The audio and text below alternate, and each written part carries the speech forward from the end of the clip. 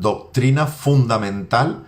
Y cuando hablamos de doctrina fundamental, estamos hablando de una doctrina que desde Génesis hasta Apocalipsis se viene repitiendo y enseñando por parte de todos los libros de la Biblia. No es un tema cualquiera, sino que es una doctrina fundamental. Vamos a orar. Padre, te doy gracias en esta tarde por los hermanos que están conectados. Gracias por los que están conectándose o los que se van a conectar en breve. Te damos gracias, Señor, por esta enseñanza, este primer nivel de discipulado que hemos estado estudiando juntos como iglesia. Señor, te pido ahora que tú abras nuestro entendimiento y que tú también, Señor, pongas tu palabra en mi boca para que yo pueda transmitir con claridad esta enseñanza del día de hoy. Padre, que esta palabra venga a ser un fundamento y un pilar en la vida y en los corazones de tus hijos y de tus hijas, Señor. En el nombre de Jesús, amén y amén. Bueno, pues vamos a comenzar. El tema de hoy, tema 8, último del primer nivel de discipulado, es la resurrección de los muertos. Una doctrina fundamental y una esperanza para el cristiano realmente excepcional. Como dijo el apóstol Pablo, si Cristo no resucitó, vana entonces es nuestra fe.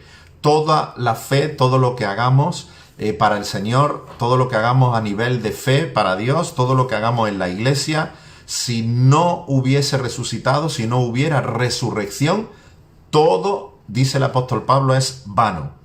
Por tanto, y vamos ya entrando en materia, la importancia de esta doctrina. Si tenéis el material, pues yo voy a ir tocando los temas en el orden que el material nos lo indica. La importancia de la doctrina de la resurrección. Cristo resucitó, pero tú y yo también vamos a resucitar. Esta doctrina está totalmente ligada a la resurrección de Cristo de entre los muertos. Porque si Él resucitó, dice la Escritura, entonces nosotros también podemos esperar que resucitaremos. Dice Primera de Corintios, capítulo 15, versículo del 20 al 22, dice, mas ahora Cristo ha resucitado de los muertos, primicias de los que durmieron es hecho, porque por cuanto la muerte entró por un hombre, también por un hombre la resurrección de los muertos. Porque así como en Adán todos murieron, también en Cristo todos vivirán. Amén.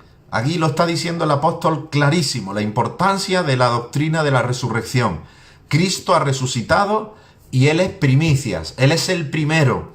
Pero por cuanto la muerte del ser humano entró en el mundo, no por voluntad de Dios, sino por el pecado de Adán, por causa de haber pecado Adán, es que tú y yo vamos a tener que morir cada uno a la edad que nos toque. La muerte entró a esta tierra sencillamente por el pecado de Adán. Pero así como por Adán entró la muerte, por Cristo entró la resurrección. Así que por causa de Adán, tú y yo y toda la humanidad estamos condenados a morir, pero gracias a Cristo Jesús, Él fue el primero en resucitar, primicia, Él es el camino, todos los demás vamos detrás y vamos a resucitar gracias a la resurrección de Cristo Jesús. ¿Por qué es importante estudiar esta doctrina y conocer la doctrina de la resurrección? Si tú estás preguntándote, bueno, ¿y esto por qué es importante? Bueno, la resurrección es importante, la resurrección de Cristo es tan importante que el apóstol Pablo en Romanos capítulo 10, verso 9 dice que si confesares con tu boca que Jesús es el Señor y creyeres en tu corazón que Dios lo levantó de los muertos, serás salvo. Es decir, es tan importante y fundamental esta doctrina de la resurrección de Cristo que para ser salvos necesitamos confesar que Jesús es el Señor, pero también dice creer en nuestro corazón que Dios lo levantó de los muertos. Si alguno cree que Cristo murió y ya está y no resucitó, entonces la salvación no es posible para ti. La salvación va vinculada a confesar que Cristo es Señor en tu vida, pero también a creer en el corazón que Cristo resucitó, que Dios lo levantó de los muertos. Además, ¿por qué también es importante estudiar esta doctrina? Porque esa es la esperanza del cristiano. El apóstol Pablo en Romanos 8, versículo 23, dice que nosotros también gemimos dentro de nosotros mismos, esperando la adopción y la redención de nuestros cuerpos. O sea que el cristiano gime dentro de sí, anhelando la adopción y la redención de nuestro cuerpo, la resurrección de nuestro cuerpo. Fíjate si es importante estudiar la doctrina de la resurrección, que el apóstol Pablo habla de que la resurrección es nuestra meta, nuestro objetivo. ¿Por qué somos cristianos? ¿Por qué creemos en el Señor? ¿Por qué nos mantenemos firmes, fieles? Porque tenemos una meta, y esa meta no es otra que la resurrección. En Filipenses capítulo 3, verso 11, Pablo revela que esa es su meta como cristiano. ¿Qué dice Filipenses 3, 10, 11? Dice Pablo: a fin de conocerle, de conocer a Jesús y el poder de su resurrección y la participación de sus padecimientos, llegando a ser semejante a él en su muerte, si en alguna manera llegase a la resurrección de entre los muertos. O sea, la meta del apóstol Pablo es conocer a Jesús y conocer el poder de la resurrección, es decir, ser resucitado en primera persona, vivir, experimentar la resurrección como Cristo resucitó, así nosotros también. Esa es nuestra meta. ¿Por qué también es tan importante la resurrección en nuestra fe cristiana? Porque la resurrección es una verdad que inspira a la santidad. Dice el apóstol Pablo que si los muertos no resucitan, en 1 Corintios 15, 32, si los muertos no resucitan, o sea, si no hay resurrección postrera, comamos y bebamos, que mañana moriremos. O sea, como diciendo, hagamos lo que nos dé la gana. ¿Qué meta? O sea, si no hay resurrección, si los muertos no resucitan, si la resurrección no es una verdad que vamos a tener y que vamos a vivir, ¿para qué vamos a tener una fe? ¿Fe en qué? Si no existe la resurrección, Pablo dice, la fe vana en la fe. Comamos, bebamos, hagamos lo que queramos, porque total, mañana moriremos. Pero la creencia y la fe de que vamos a resucitar, que habrá una resurrección para resucitar juntamente con Cristo, nos inspira a la santidad. Entonces no diremos, bueno, hagamos lo que nos dé la gana, comamos y bebamos. No, diremos, seamos firmes, seamos fieles, porque el día de mañana, cuando resucitemos, resucitaremos a una vida eterna junto con Cristo Jesús. Y es una verdad que despierta al pecador también. En 2 de Timoteo capítulo 2, versículo 18, dice que hay algunos que dicen que la resurrección ya fue y trastornan la fe de algunos. La falsa enseñanza en cuanto a que esta doctrina puede destruir la fe de los creyentes. Cristo dice, si Cristo no resucitó, vana es nuestra predicación y vana es nuestra fe. O sea que la clave para predicar el evangelio es que Cristo resucitó.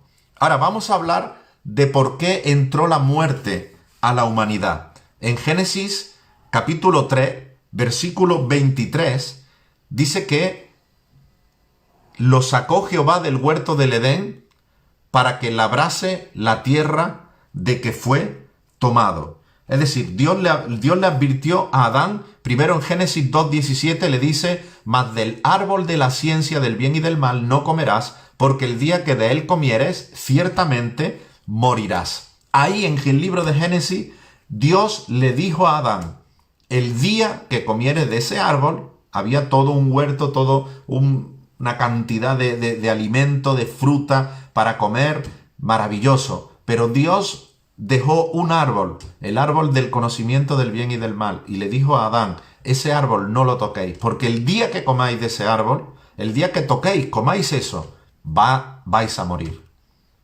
¿Y qué ocurrió? Pues que Adán desobedeció a Dios, y en el momento en que desobedeció a Dios, pues el castigo de Dios vino sobre Adán, y ahí entró la muerte en el mundo. Dice que Dios sacó del huerto del Edén a Adán, para que labrase la tierra de la que fue tomado. Fíjate el cambio que hubo. En el momento que Adán y Eva cometieron pecado, dice que el Señor sacó al hombre de ese huerto, sacó al hombre de su presencia, sacó al hombre de ese plan original que Dios tenía, y ahí comenzó el hombre a labrar la tierra. Tuvo que empezar a trabajar, a esforzarse, a padecer para poder alimentarse. ¿Qué dice Romanos 5:12? Dice que como el pecado entró en el mundo por un hombre y por el pecado la muerte, así la muerte pasó a todos los hombres, por cuanto todos pecaron. O sea, no hay nadie que pueda decir en este mundo que no ha pecado. La muerte de Adán, nuestro padre, porque todos descendemos de Adán y todos somos herederos de ese pecado, la muerte es universal. Todos hemos pecado, por tanto todos tendremos que morir. Y esa muerte pasó a todos los hombres. ¿Qué dice en Génesis 3:19?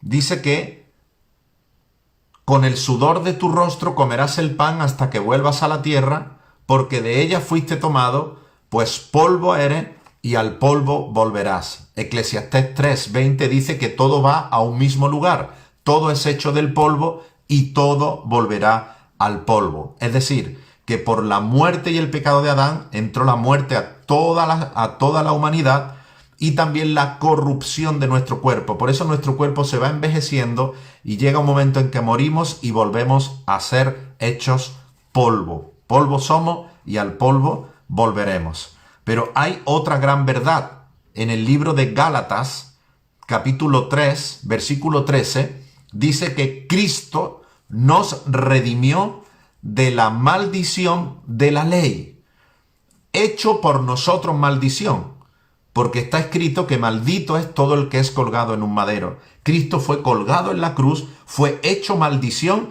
para redimirnos de la maldición del pecado de Adán. Dice que Él nos redimió. ¿Qué significa redención? ¿Qué significa que Cristo nos redimió? Redención significa salvar. Redención significa liberar algo que estaba embargado. Cristo vino, nuestras vidas estaban embargadas, hipotecadas por el pecado, condenados a muerte, y Cristo se hizo maldición, sufrió la cruz para que tú y yo fuésemos liberados de la esclavitud, liberados del pecado y liberados de la muerte. Por eso, igual que Cristo resucitó, todos nosotros seremos también resucitados exactamente igual que el Señor. Amén. Ahora, ¿para quién es la resurrección? ¿Quién va a resucitar? La Biblia dice que la resurrección va a ser para todo ser humano, no solo los que somos creyentes, no solo los que somos salvos por la gracia de Cristo Jesús, sino que todo ser humano va a resucitar, va a tener resurrección. ¿Qué es la resurrección?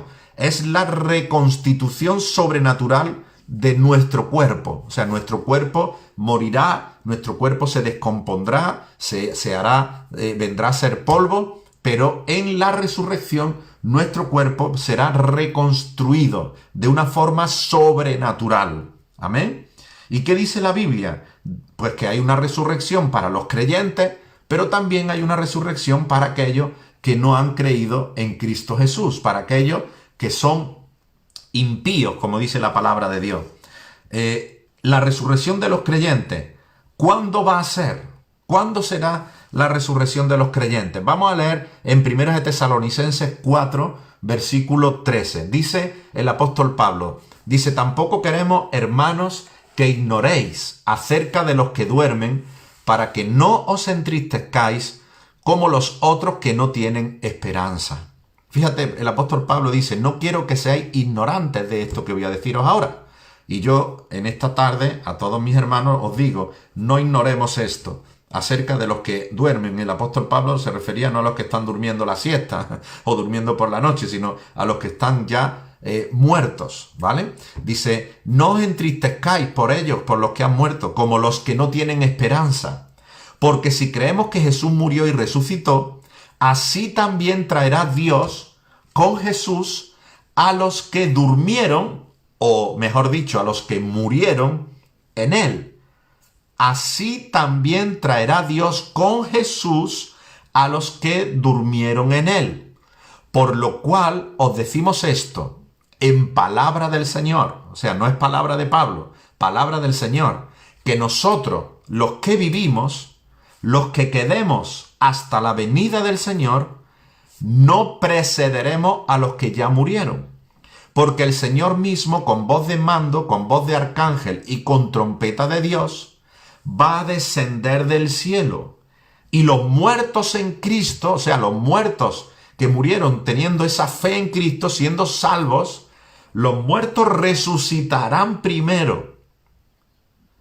Y después, los que vivimos, los que hayamos quedado, seremos arrebatados juntamente con ellos. ¿Con quién? Con los muertos que resucitarán primero.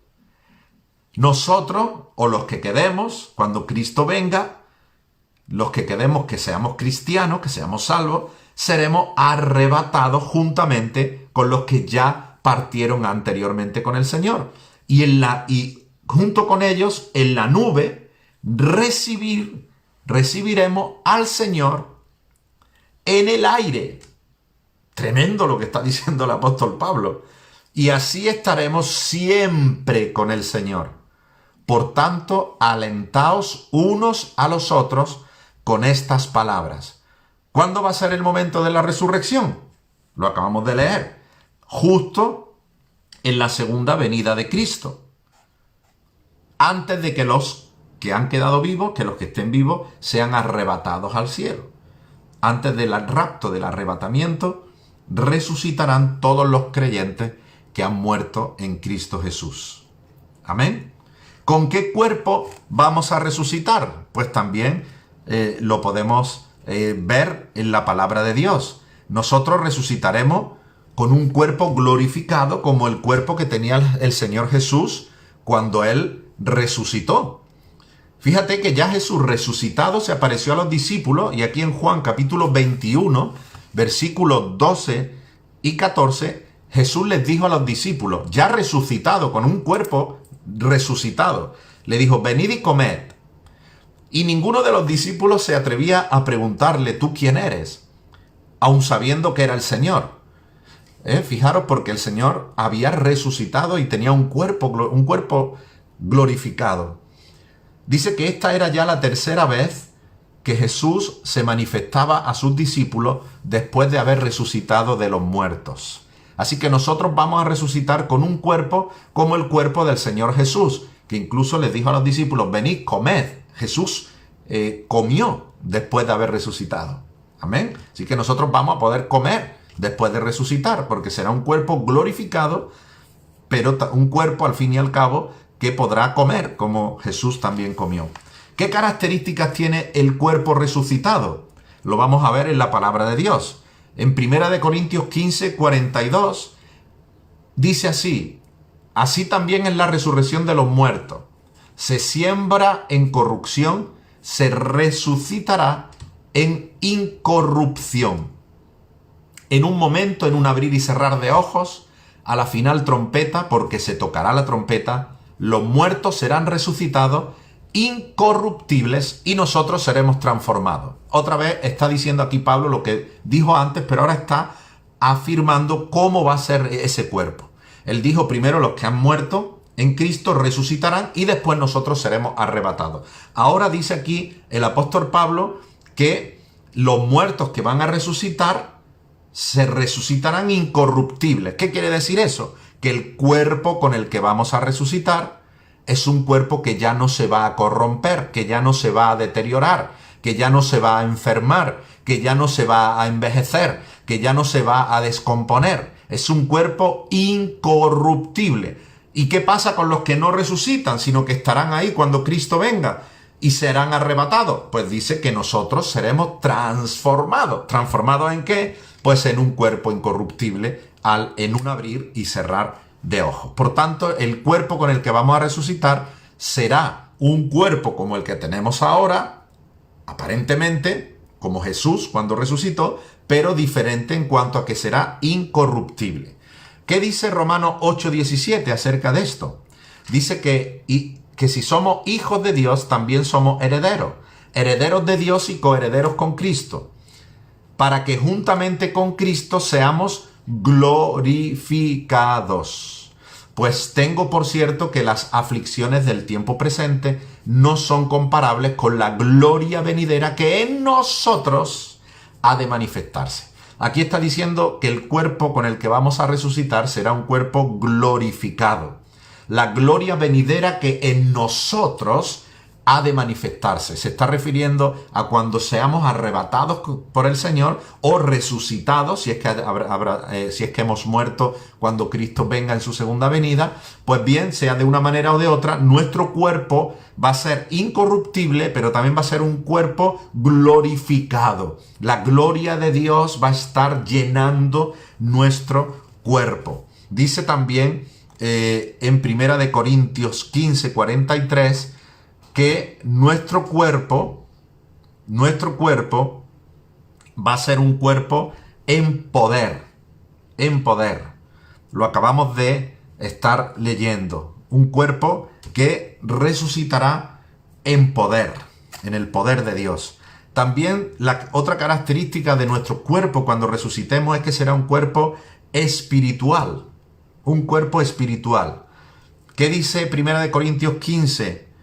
44, dice que se siembra cuerpo animal, resucitará cuerpo espiritual. Hay cuerpo animal y hay cuerpo espiritual. Muy profundo lo que el apóstol Pablo le estaba enseñando a los corintios cuando le escribe esto. Nosotros tenemos un cuerpo animal y un cuerpo espiritual. Amén. Bueno, lo que se siembra es el cuerpo animal. Este cuerpo físico, terrenal, morirá. Lo que resucitará será un cuerpo espiritual, es decir, sin esa inclinación al cuerpo físico. El cuerpo físico tiene la inclinación al pecado, a la corrupción, al vicio, al mundo, a la mundanalidad, por causa del pecado de Adán. Pero lo que va a resucitar en nosotros será un cuerpo, pero espiritual, sin inclinación al pecado. Amén. ¿Qué más dice el apóstol Pablo? En 2 Corintios 5, del 1 al 2. Dice que sabemos que esta morada terrestre, o sea, nuestro cuerpo, que este tabernáculo se va a deshacer. 2 Corintios capítulo 5, versos 1 y 2. Nuestra morada terrestre, o sea, Pablo está diciendo que nuestro cuerpo es donde vivimos. No somos nosotros, es donde nosotros vivimos. Este cuerpo, este tabernáculo, este edificio, esta casa se va a deshacer. Pero tenemos de Dios un edificio, una casa, no hecha de manos, eterna en los cielos. Y por eso también gemimos deseando ser revestidos de aquella nuestra habitación celestial. Amén. Por tanto, resucitaremos con un cuerpo celestial. También un cuerpo inmortal. En 1 Corintios 15, 53, el apóstol Pablo dice: es necesario que esto corruptible se vista de incorrupción y esto mortal se vista de inmortalidad. Nuestro cuerpo, cuando resucitemos, será incorruptible, pero también será inmortal, que es como Dios planeó que fuéramos desde que nos creó. Y también el cuerpo será un cuerpo en apariencia similar al que tenemos, de carne y hueso. Lucas 24:39, el Señor Jesús resucitado se aparece a los discípulos y les dice: mirad mis manos y mirad mis pies, que yo mismo soy. Palpad y ved, porque un espíritu no tiene carne ni huesos, como veis que yo tengo. Jesús resucitó sin duda en un cuerpo incorruptible, en un cuerpo glorificado, en un cuerpo poderoso, en un cuerpo celestial y espiritual e inmortal, pero también en un cuerpo de carne y hueso. Eso en cuanto a la resurrección de los creyentes. Ahora, ¿cómo será la resurrección de aquellos que no creen en el Señor, de aquellos que no han sido redimidos por el Cordero, por la sangre de Cristo? Cristo enseñó y dijo en el libro de Juan, el mismo Jesús dijo, que todos los que están en los sepulcros oirán su voz, y los que hicieron lo malo resucitarán a una resurrección de condenación. Tremendo esto. Jesús enseñó acerca de esto. Los que hicieron lo malo resucitarán a una resurrección de condenación. Por tanto, ¿cuál es el destino de aquellos que no han sido redimidos por el Señor? El destino de los que no crean en Jesús será el infierno. Este es un lugar de tormento eterno. Eso es el infierno, un lugar de tormento eterno. Y como lo que estoy diciendo es muy serio, voy a leer lo que dice la palabra de Dios en cuanto a esto. Fijaros, en Apocalipsis capítulo 20, versículo del 10 al 15, dice que el diablo que los engañaba será lanzado en el lago de fuego y azufre, donde estarán la bestia y el falso profeta. Serán atormentados día y noche por los siglos de los siglos. O sea, no serán destruidos y ya, sino que dice que el diablo será lanzado a ese lago de fuego, donde va a ser atormentado eternamente. Dice el apóstol Juan, dice, vi un gran trono blanco. Esto es una visión que Dios le dio a Juan. Dice que vio un gran trono blanco y el que estaba sentado delante de él, y delante del cual huyeron la tierra y el cielo, y ningún lugar se encontró para ellos. Y vi a los muertos, a todos los que habían muerto, a todos los que morirán. Juan los vio, a grandes y pequeños, de pie ante Dios. Y unos libros fueron abiertos, y otro libro fue abierto, el cual es el libro de la vida. Y fueron juzgados los muertos por las cosas que estaban escritas en esos libros según sus obras. Es decir, que todo lo que hemos hecho está registrado en esos libros. Juan vio libros donde estaban todas esas obras escritas y el libro de la vida donde están escritos los que han de ser salvos, los que han recibido la redención por Cristo Jesús. Dice que fueron juzgados los muertos por esas cosas que estaban escritas en los libros según sus obras. Y el mar entregó los muertos que había en él. Y la muerte y el Hades entregaron también los muertos que había en ellos. Y todos fueron juzgados, cada uno según sus obras. Esto va a ocurrir. Y dice que la muerte y el Hades fueron lanzados al lago de fuego. Esta es la muerte segunda. Ojo, y dice, y el que no se halló inscrito en el libro de la vida fue lanzado al lago de fuego. Tremendo, esto es una doctrina fundamental que debemos de entender y de conocer. Todo aquel que muera sin la salvación en Cristo Jesús resucitará y será juzgado según sus obras. Y si no está su nombre escrito en el libro de la vida, será echado al lago de fuego, a ese lago donde también será echado el diablo, donde serán atormentados día y noche. Esto lo vio el apóstol, esto es el futuro, y el apóstol Juan lo vio. Dios le dio esa revelación, pero el mismo Jesús, en Marcos capítulo 9, versículo 43, dice que si tu mano te fuere ocasión de caer, de pecar, córtala, porque mejor te es entrar en la vida manco que teniendo las dos manos ir al infierno, al fuego, que no puede ser apagado, donde el gusano no muere y el fuego nunca se apaga. Así también dice, cualquiera que se enoje contra su hermano será culpable de juicio. Cualquiera que le diga necio a su hermano será culpable ante el concilio, y cualquiera que le diga tonto quedará expuesto al infierno de fuego. Por tanto, si tu ojo derecho te es ocasión de pecar, sácalo y échalo fuera de ti, porque mejor te es que se pierda un ojo, uno de tus miembros, y que no que todo tu cuerpo sea echado al infierno. Por tanto, el cuerpo con el que va a resucitar a aquellos que son impíos es un cuerpo eterno, eterno.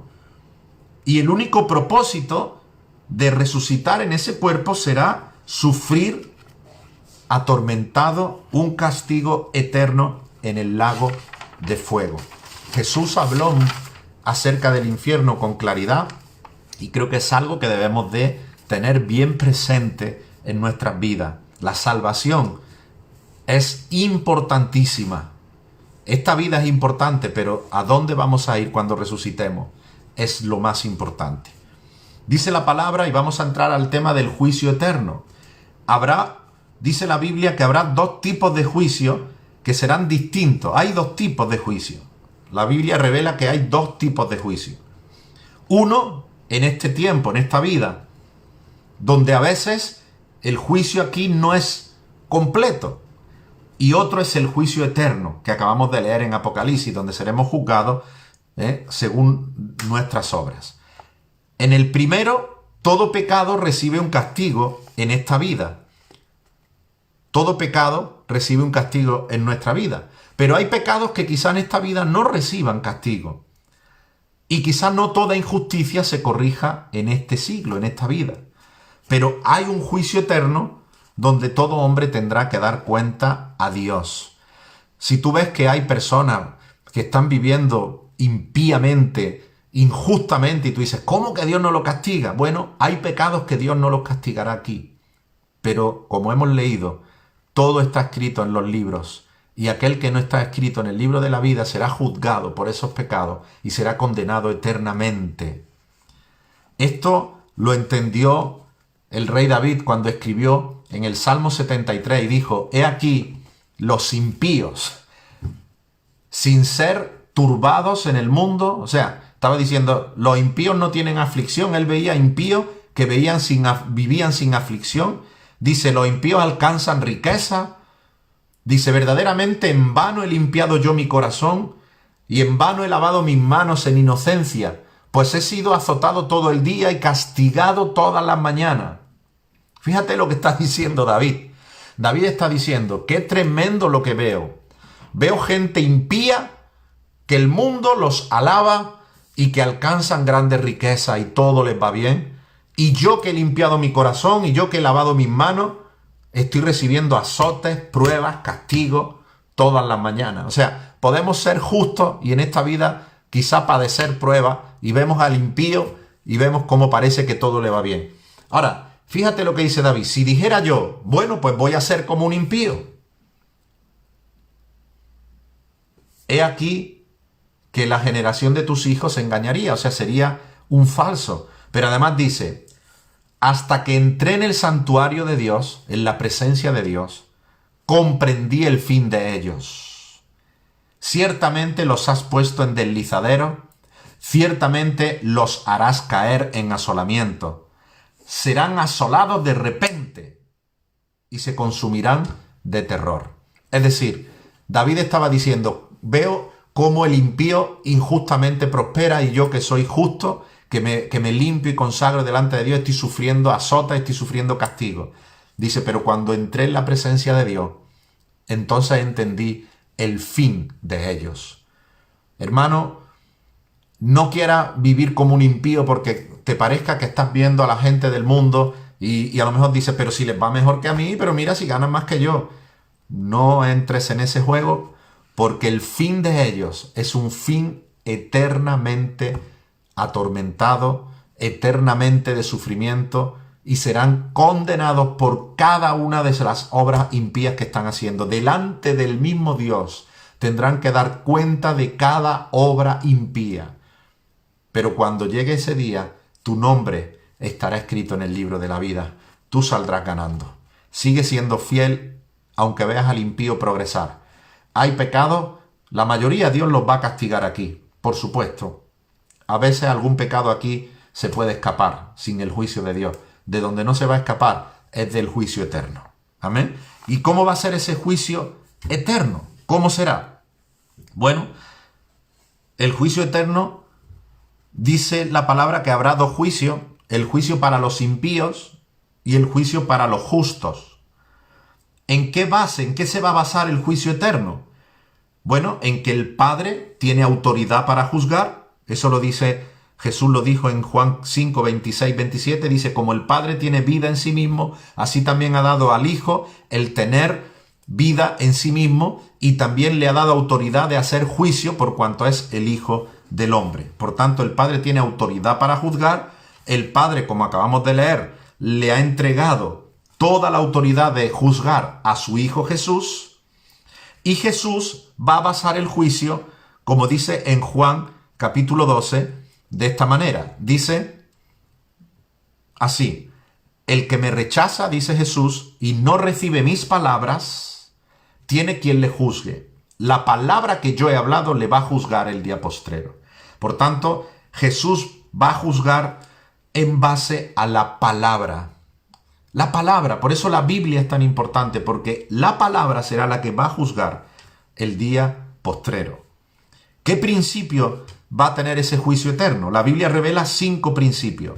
Lo primero que dice la Biblia en Romanos capítulo 2, versículo 1 y 2, dice, por lo cual eres inexcusable, quien quiera que seas tú que juzgas, porque cuando juzgas a otro te estás condenando a ti mismo, porque tú que juzgas haces lo mismo. Sabemos que el juicio de Dios contra los que practican tales cosas es según verdad. Por tanto, el juicio de Dios va a ser según la verdad, va a ser conforme a la verdad. No va a haber engaño, no va a haber fallo, no va a haber posibilidad de error. El juicio de Dios, a diferencia de los juicios que hay aquí en el mundo, que a veces los jueces se pueden equivocar, el juicio de Dios será según verdad. Ahí no habrá margen de error ninguno.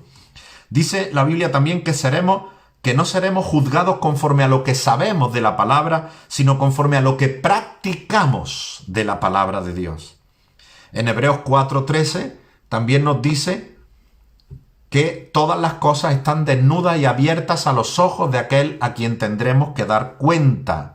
Por tanto, nuestra vida es un libro abierto ante Dios, ante quien tendremos que dar cuenta. En Apocalipsis 20, lo leímos antes, todas nuestras obras, todos los secretos de nuestro corazón, toda la luz espiritual que tengamos, todo está escrito en libros. Dios tiene todo anotado, todo anotado. Y el quinto principio, el juicio será conforme a la verdad, hemos dicho, conforme a lo que vivimos, no conforme a lo que sabemos. Nuestra vida es un libro abierto delante de Dios. Todas nuestras obras están escritas en los libros del cielo. Y quinto, la sangre de Cristo es la única que puede borrar todas esas obras malas que están escritas en esos libros. ¿Cómo será el juicio de los creyentes? Bueno, la Biblia dice que el evento central de la historia, de hecho, nuestro calendario está basado en eso, fue la muerte de Cristo Jesús. A día de hoy hablamos de año 2020 después de Cristo. O sea, el hecho central en la historia de la humanidad es la muerte de Cristo. Nuestra confianza y nuestra aceptación personal a ese sufrimiento y a ese sacrificio de Cristo va a determinar el resultado del juicio eterno. Aquel que crea en el Señor Jesús y crea que Dios lo levantó de entre los muertos, será justificado y será recompensado según las obras que haya hecho. Por tanto, el juicio para el creyente será un juicio para recompensar por las obras que haya hecho. No será un juicio para condenación, porque no hay condenación para los que estamos en Cristo Jesús. Amén. Por tanto, será un juicio para dar recompensa a nuestras obras. Sin embargo, aquel que no crea en Jesús será condenado. Ya ha sido condenado. Porque todos han pecado. Nadie podrá decir, bueno, yo no creí en Jesús, pero no hice nada malo. No hay nadie así. Todos serán condenados por sus obras. ¿Qué principio hay sobre esto en la palabra de Dios? Bueno, en Isaías 53, versículo 6, dice que todos nos descarriamos como ovejas, que cada cual se apartó por su camino, o sea, está describiendo a la humanidad, nos hemos descarriado todos, cada uno se ha ido por su camino, pero el Señor cargó en él el pecado de todos nosotros. El Señor cargó en sus hombros, en la cruz del Calvario, el pecado de todos nosotros. Amén. Esa es la base para afirmar lo que estamos afirmando, que si tú has recibido a Cristo Jesús, has recibido el sacrificio de Cristo en la cruz, tus pecados son borrados de los libros donde están siendo o donde han sido anotados. Amén. Jesús es el Cordero de Dios que ha borrado nuestros pecados. ¿Y qué manera hay de tener perdón? El libro de Hechos, capítulo 2, el apóstol Pedro dijo: arrepentíos, bautícese cada uno de vosotros en el nombre de Jesucristo para perdón de los pecados, y entonces recibiréis el don del Espíritu Santo. ¿Te das cuenta cómo la Escritura va desde inicio hasta fin marcando esta doctrina? Amén. ¿Qué dice Romanos 14? Romanos 14 del 10 al 12 dice: pero tú, ¿por qué juzgas a tu hermano? ¿Por qué menosprecias a tu hermano? Porque todos vamos a comparecer ante el tribunal de Cristo, porque escrito está: vivo yo, dice el Señor, que ante mí se doblará toda rodilla y toda lengua confesará a Dios, de manera que cada uno de nosotros dará a Dios cuenta de sí.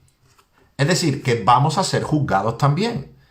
Ahí se está refiriendo ahora al juicio del gran trono blanco, el tribunal de Cristo. O sea, los que hemos lavado nuestra vida con la sangre del Cordero, seremos juzgados, no para condenación, porque no hay condenación, porque nuestros pecados han sido borrados, pero sí para recompensa. Y ahí el apóstol Pablo está diciendo: todo lo que hagas, si a tu hermano en Cristo lo menosprecias, lo juzgas, vas a comparecer y dar cuentas a Cristo, porque el Señor lo ha dicho: toda rodilla se doblará y toda lengua confesará a Dios, y cada uno de nosotros dará a Dios cuenta de sí mismo. Amén. El mismo apóstol Pablo también en 1 Corintios 3 habla de que nuestras obras van a ser probadas por fuego, y hablo de las obras de nosotros los cristianos.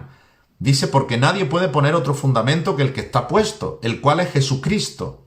Y si sobre este fundamento alguno edificare oro o plata o piedras preciosas, madera, heno, hojarasca, la obra de cada uno se hará manifiesta. O sea, está diciendo que tú en tu vida cristiana puedes hacer obras preciosas, como el oro, la plata o las piedras preciosas, o puedes hacer obras pues que no son tan bonitas, como la madera, el heno o la hojarasca, pero que cada obra nuestra se hará manifiesta, porque el día Jesús la declarará.